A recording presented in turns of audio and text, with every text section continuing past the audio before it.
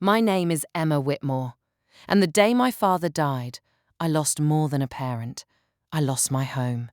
I lost my future. And, as I would soon discover, I lost everything he had spent his entire life building. At least, that's what my sister wanted me to believe. My father, Richard Whitmore, wasn't a billionaire. He wasn't famous.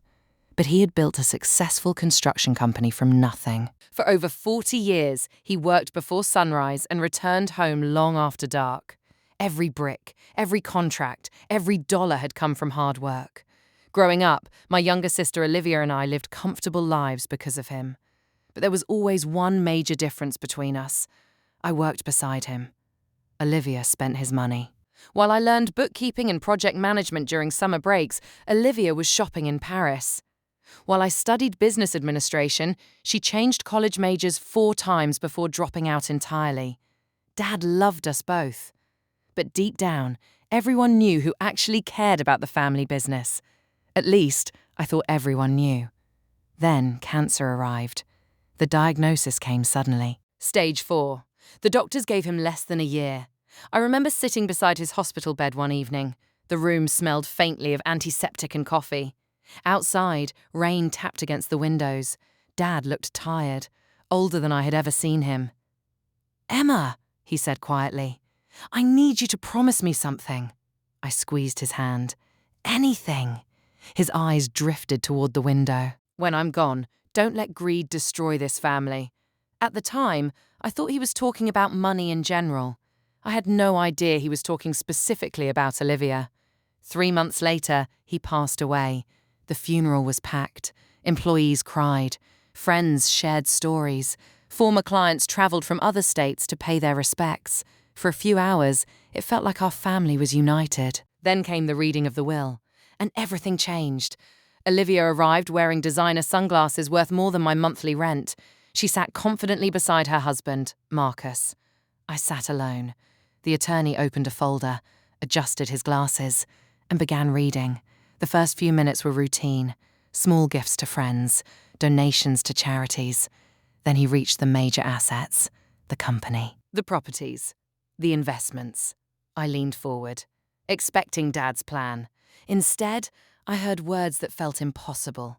"The entirety of Richard Whitmore Construction shall transfer to Olivia Whitmore." My heart stopped. The attorney continued. "The primary residence, investment portfolio, and all remaining financial assets shall also transfer to Olivia Whitmore." I stared in disbelief. There had to be more. There had to be a mistake. Finally, the attorney cleared his throat.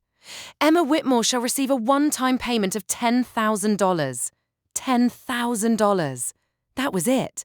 After years of helping run the company, after sacrificing weekends, vacations, relationships. $10,000. Olivia smiled. Actually smiled, as if Christmas had arrived early. I looked at the attorney. "Is that everything?" He nodded. "That is the complete will." The room spun. Nothing made sense. Dad would never have done this. Never. But legally, there it was. Signed. Witnessed. Official. Afterward, Olivia approached me outside. Her smile hadn't disappeared. I'm sure Dad had his reasons. I stared at her. "What did you do?"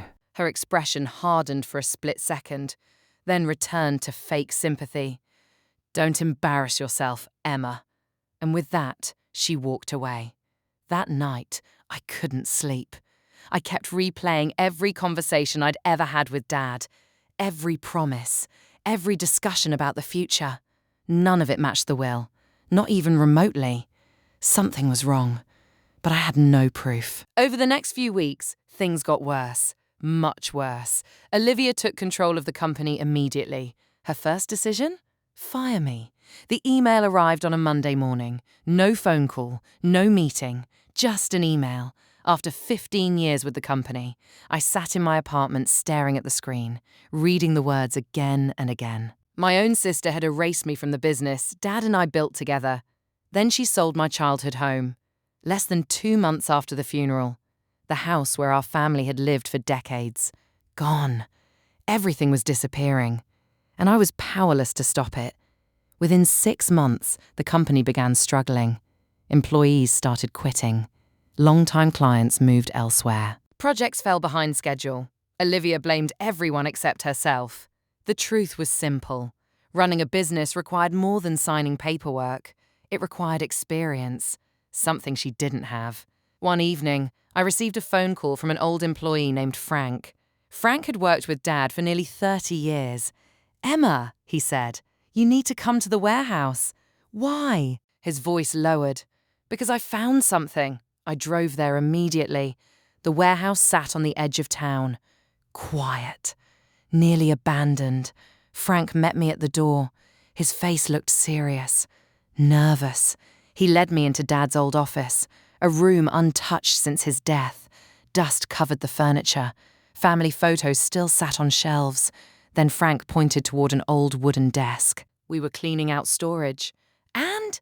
He handed me a small brass key. "I found this taped underneath." I frowned. "A key?" Frank nodded. "Your father never taped anything under furniture." Suddenly my pulse quickened, because he was right. Dad was meticulous, organized, deliberate. Nothing he did was random. "Do you know what it opens?" Frank slowly pointed toward a filing cabinet in the corner, a cabinet that had been locked for years. And in that moment, I felt something I hadn't felt since the funeral. Hope. Because for the first time, I wasn't looking at what had been taken from me. I was looking at what might have been hidden. And deep inside, a voice whispered the same thing over and over. Dad knew. Dad knew exactly what was coming. To be continued.